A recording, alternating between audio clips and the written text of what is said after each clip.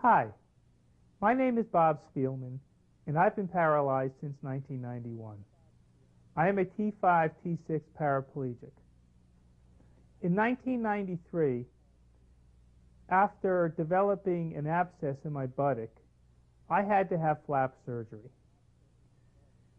In order to maintain my active and independent lifestyle, I started to search for a device that would allow me to maintain the flexibility and independence I needed while allowing me to safely transfer in and out of my wheelchair every day. Luckily, I found the Beasy Trans, and I've been an avid user since. It has been well worth my time and effort to learn how to use it. Regularly, I transfer from my wheelchair, my bed, my shower chair, the car, and even onto my favorite sofa, where I sometimes will read the newspaper with my wife. It has allowed me to maintain my independence of lifestyle while ensuring the safety of all my transfers. The reason why is simple. It is the system that slides, and it is the system that bears the friction, not your body. In summary, I would urge anyone who could possibly benefit from the use of this product to give it a try. You'll be happy you did. The Beasy Trans is more than a new product. It is a whole new patient transfer technology. Most importantly, it works. We're extremely proud of it. As with most medical products, there's a question of technique, getting familiar with it, giving yourself a chance to be comfortable working with it. There are a few fundamentals in working with the Beasy that are very important. As we demonstrate the many and varied uses of these revolutionary products, we would ask you to keep in mind that in every instance, care should be taken to arrange the shortest, and we must emphasize the most level transfer possible.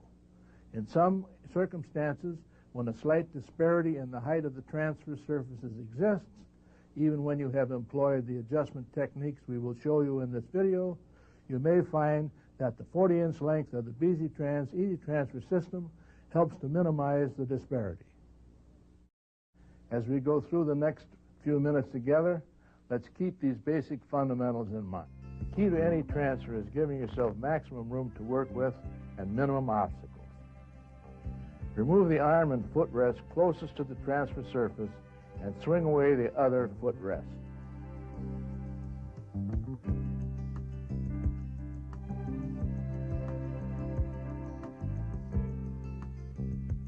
A final but critically important tip is to make sure the wheelchair is locked in place during all transfers.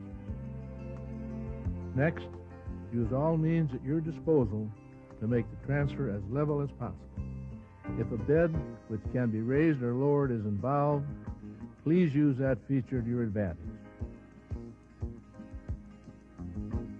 If a slight difference in height still remains, a towel or cushion can be used to raise the appropriate surface a few more inches. If you need a second cushion to achieve this, by all means use it. Making the transfer level is very important. Once the transfer is made as level as possible, you'll want to look at the angle at which the chair is placed. You may want to make a dry run, making sure that the seat will not contact a wheelchair wheel or anything else while the patient is on it.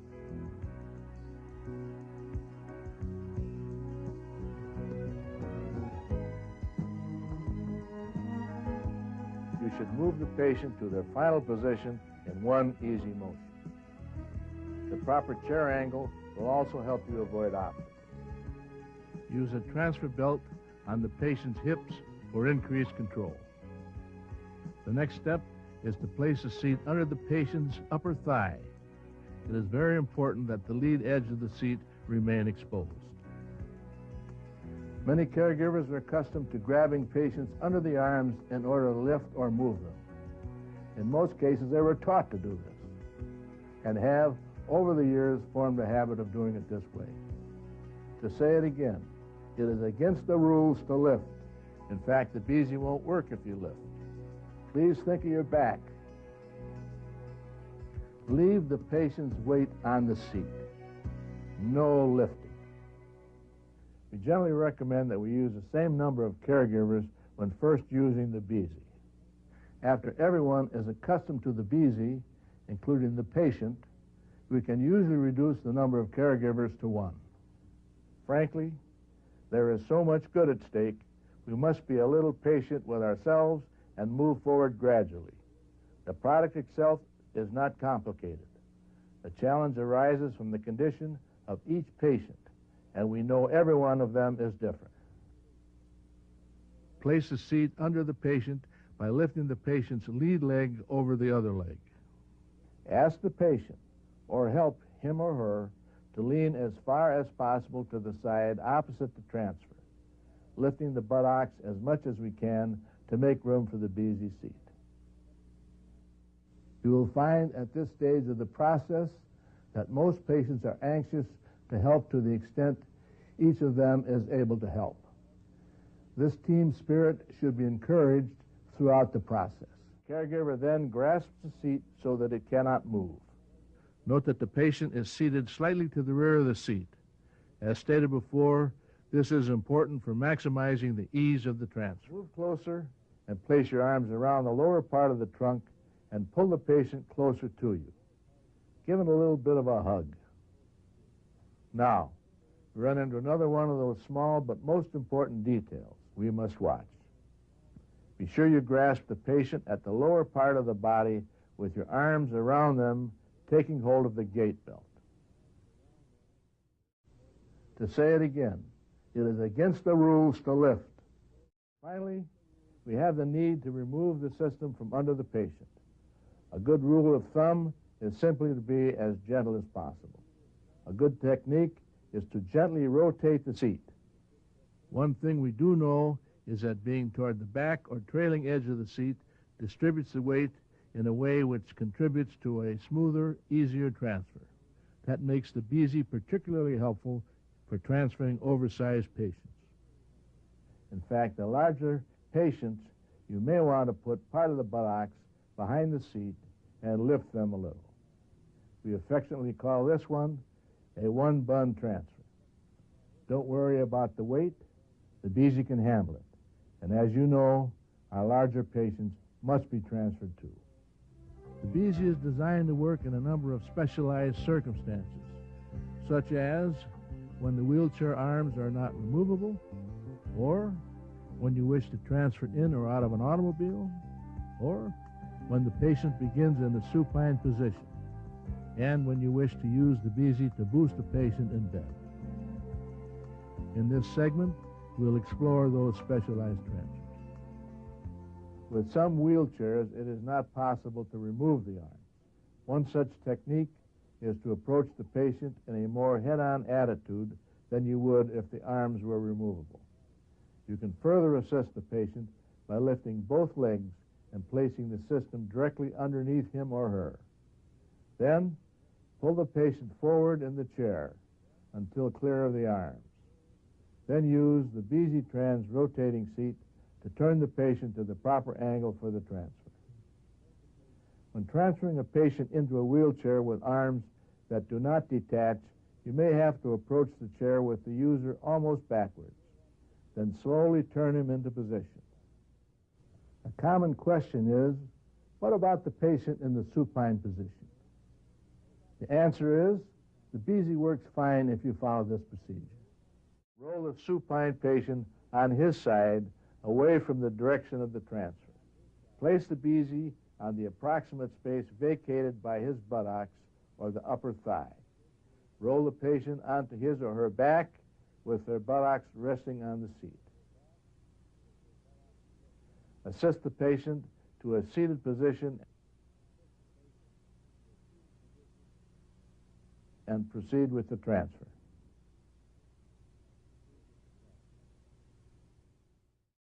Both the Beasy Trans and Beasy 2 Easy Transfer system are ideal for the difficult supine to supine transfers, which must be accomplished with regularity in the institutional and the home care venues.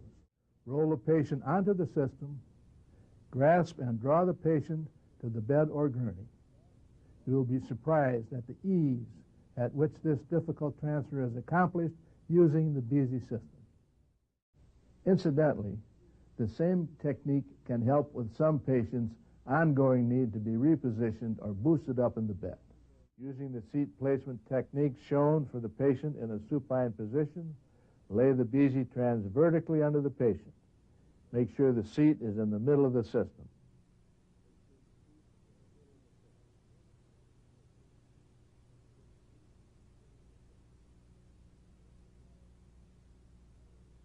Then gently glide the patient higher in bed.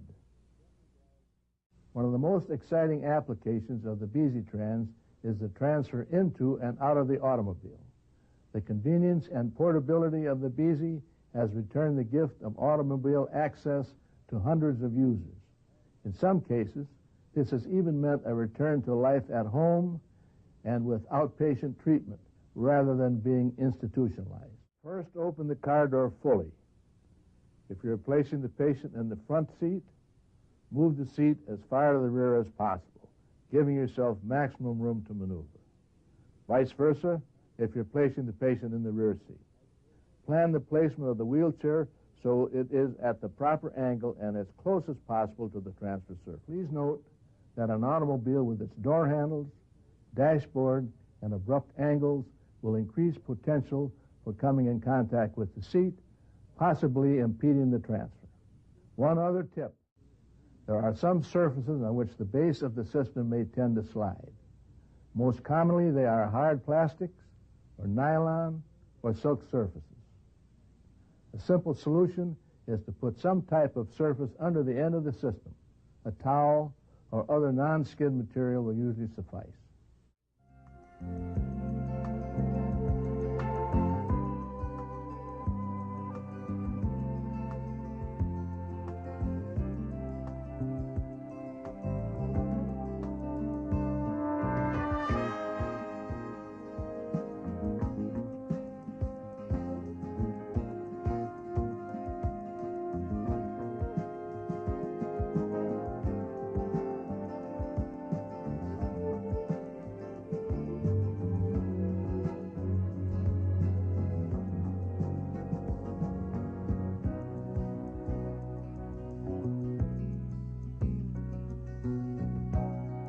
I'd like to leave you with the most important Beasy transfer tip of all. Practice. Anyone who has ever helped transfer a person of limited mobility on a regular basis will tell you that a good combination of patience and technique is needed. The Beasy Trans Easy Transfer System, as stated before, represents nothing less than a whole new technology for patient transfer. Give some time to the Beasy. Get to know her. I promise you, you'll be glad you did. When you advance to the point that you no longer need the Beasy Trans Easy Transfer System, we will be as happy as you are. We hope you elect at that time to give it to someone else who needs it. Thank you for watching.